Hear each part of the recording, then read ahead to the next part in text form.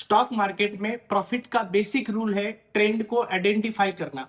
Trend को identify करके अपने को जो शुरू की इनिशियल लेवल है वहां पे एंट्री करना होता है, और जब ट्रेंड जो है वो एंड होने को आता है या फिर कुछ सिग्नल अपने को मिलते हैं ट्रेंड रिवर्स होने वाला है, तो अपने को वहां पे अर्ली एग्जिट लेना पड़ता है।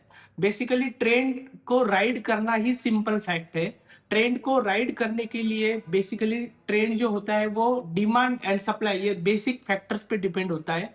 बायर जब अग्रेसिव होते हैं यानी कि बायर अग्रेसिव है, ट्रेंड स्ट्रांग है।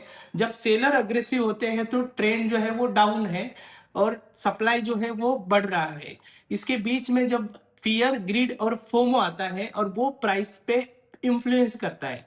बेसिकली ट्रेंड को सही तरीके से आप अगर आइडेंटिफाई करेंगे, स्टॉक का टाइम फ्रेम जो है या इंडेक्स का टाइम फ्रेम सही लगाएंगे, आपका जो गोल है, आपका goal for example day trading का है, इंट्राडे ट्रेडिंग का है या फिर वीकली ट्रेडिंग का है, उस गोल के हिसाब से टाइम फ्रेम बढ़ा के या कम करके आप ट्रेंड को आइडेंटिफाई करते हैं। ट्रेंड कभी भी स्ट्रेट लाइन नहीं होता है। ट्रेंड जो होता है हमेशा जिगजैग लाइन ही होता है।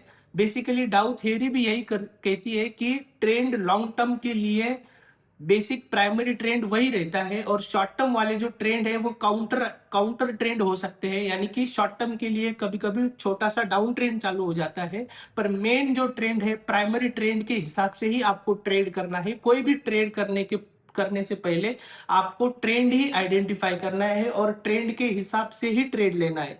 ट्रेंड के खिलाफ आप कभी भी ट्रेड नहीं लेना, इससे आपका ट्रेडिंग का जो प्रोबेबिलिटी है प्रॉफिट का वो बढ़ जाएगा। Thank you. हमारे स्टेमलिफ्ट चैनल को आप सब्सक्राइब करिए, शेयर करिए और लाइक करिए। Thank you.